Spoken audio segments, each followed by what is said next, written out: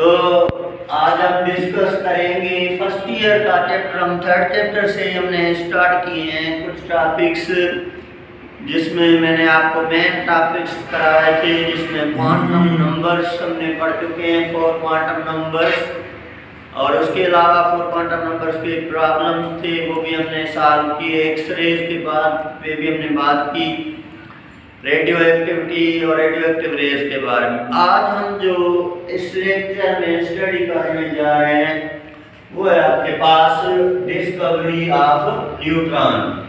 तो एटम का third fundamental particle, atom का जो third fundamental particle neutron discover हुआ, वो डिस्कवर हुआ 1932 में।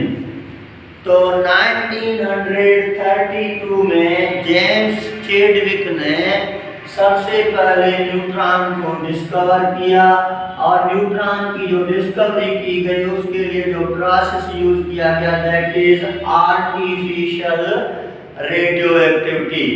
तो न्यूट्रॉन की डिस्कवरी 1932 में जेम्स चैडविक ने की, और उसके लिए जो प्रोसेस किया गया that is artificial radio activity.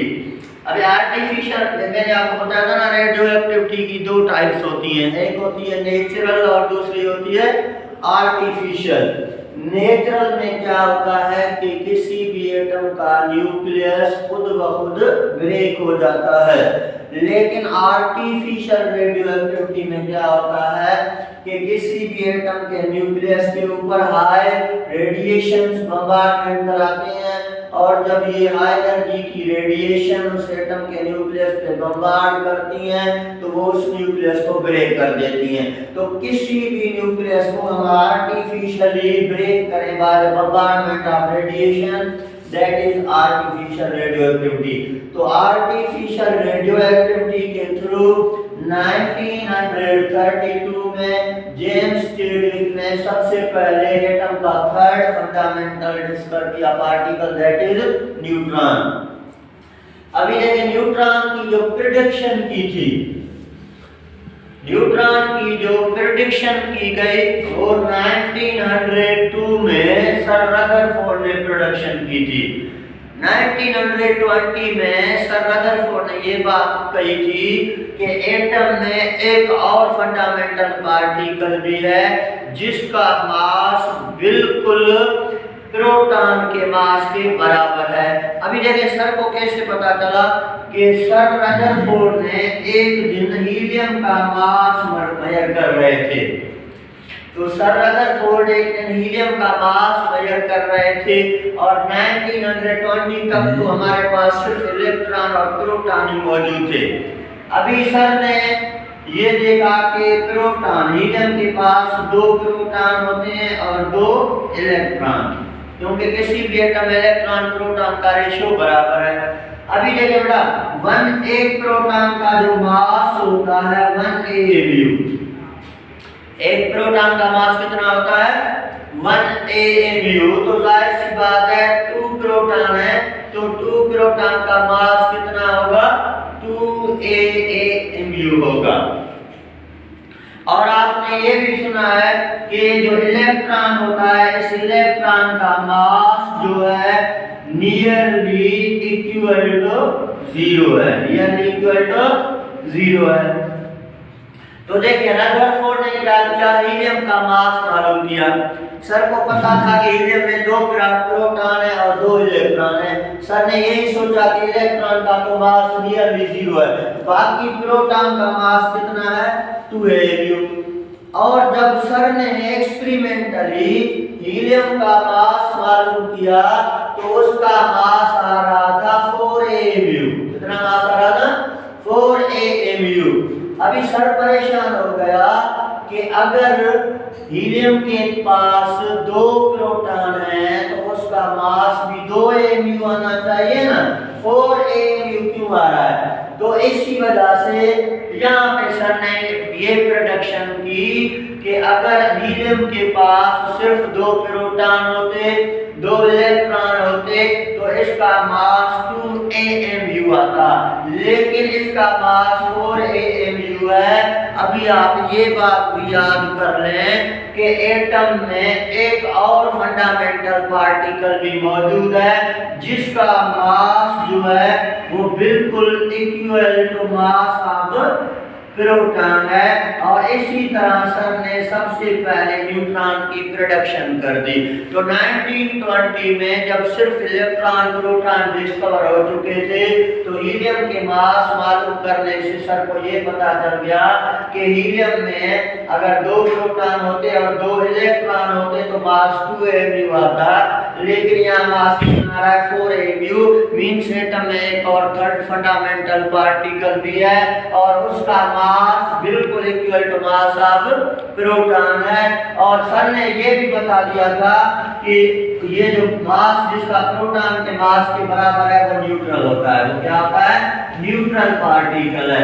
तो इसी तरह 1920 में सबसे पहले न्यूट्रॉन की प्रोडक्शन की किसने?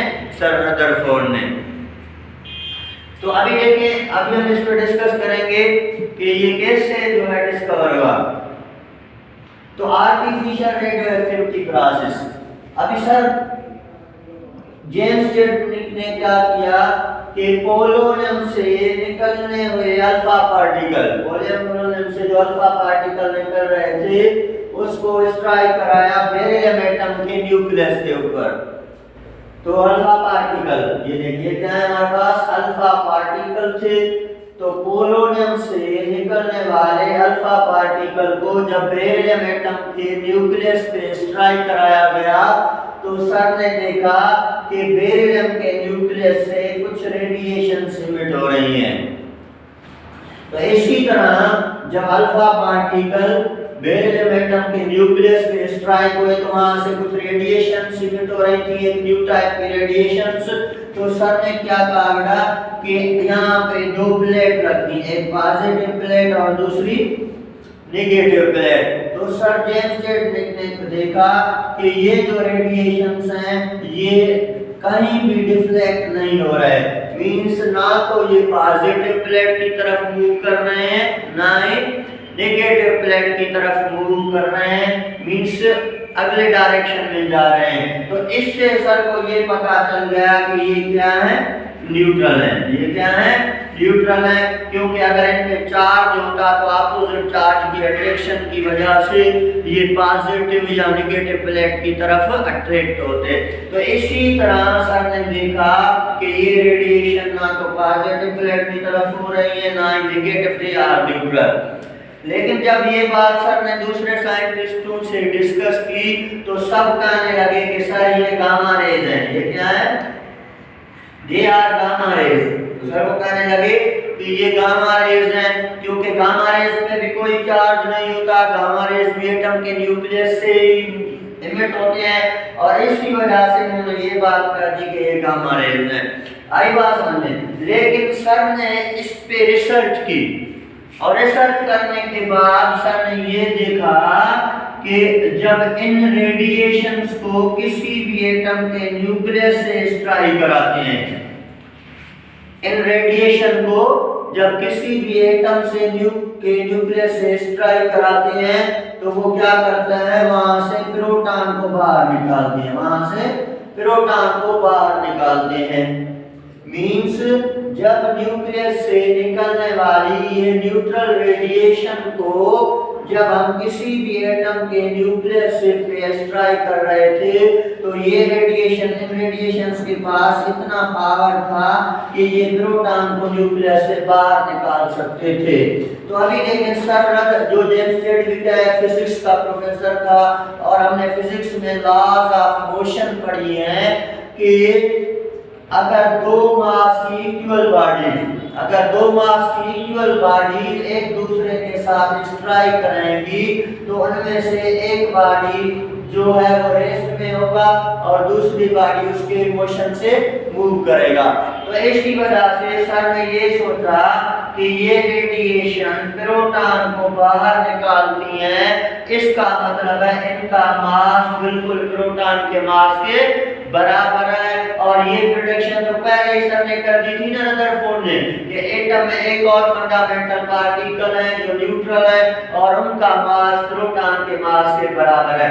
तो इस एक्सपेरिमेंट के बाद जब ये रेडिएशन चाहे वाटर मॉलिक्यूल पे, चाहे पैराफिनाइल पे, चाहे किसी के ऊपर भी स्ट्राइक कर रहे थे तो वहां से प्रोटॉन बाहर निकाल रहे थे। और ये आपको फिजिक्स में बता दिया है कि इक्वल मास की बॉडी जिसमें अगर एक बॉडी रेस्ट में हो तो दूसरी हाई स्पीड से मूव कर रही हो, तो अगर उनका मास क्या है सेम है तो वो पहले वाली बॉडी क्या हो जाएगी रेस्ट में और दूसरी उसके मास स्पीड के साथ मूव करेगी। तो means both are equal masses. इसकी वजह से सर ने कह दिया कि ये रेडिएशंस कुछ और नहीं बट दे आर न्यूट्रॉन्स और कह दिया कि इनका मास भी equal to mass of proton है। तो इसी तरह आर्टिफिशियल रेडियो एक्टिविटी के थ्रू सबसे पहले सर रदरफोर्ड ने इस न्यूट्रॉन की डिस्कवरी की। अभी देखें जो भी इसमें क्लियर ना हो आप पूछ लेना।